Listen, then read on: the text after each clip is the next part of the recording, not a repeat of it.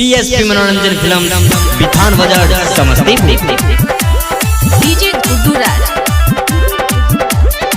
बोल सच्चे दरबार की दर्शन करे चल है भौजी, दर्शन करे चल है भौजी, दर्शन करे चल है भौजी, खरीद के चुनरिया है।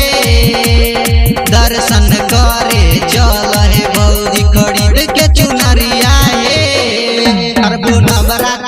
करबू नवरात्र में माई के पूजा, गोदी में कल तलल नमाए। करबू नवरात्र में पूजा, गोदी में कल तलल नमाए।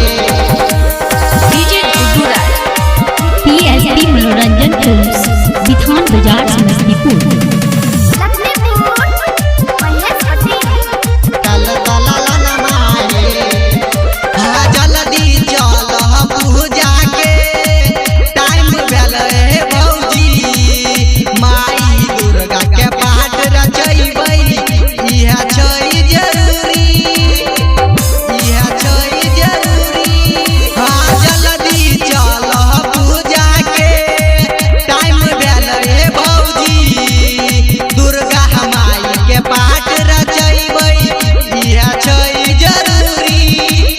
गुण कमबै के मौका छै अभिये, गुण कमबै के मौका छै अभिये। हाँ गुण कमबै के मौका छै अभिये, चल न भौजी हे।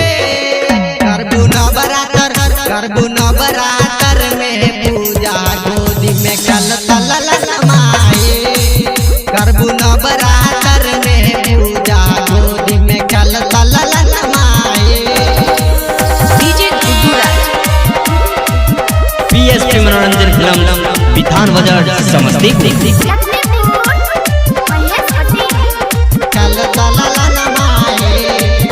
हाँ पंडित जी माई के हरदम पूजा पाठ करते, रुनिया दुनिया के साथ में सनिया छौरी कल सब बैठे, छौरी कल सब बैठे।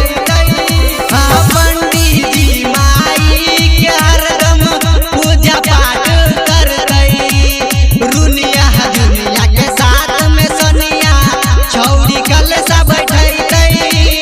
कुमार हरिओम जाय के मंदिर में, कुमार हरिओम जाय के मंदिर में। हाँ कुमार हरिओम जाय के मंदिर में, गावेला भजनिया है।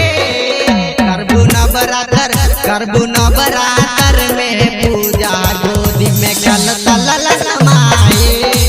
करबू नवरात्र में पूजा, गोदी में कल तलल नमाए। दर्शन करे चल है भौजी, खरीद के चुनरिया है। दर्शन करे चल है भौजी, खरीद के चुनरिया है। करबू नवरात्र में माई के पूजा, गोदी में कल तलल नमाए। करबू नवरात्र में पूजा, गोदी में कल तलल नमाए। पीएसपी मनोरंजन फिल्म्स बिथान बाजार समस्तीपुर।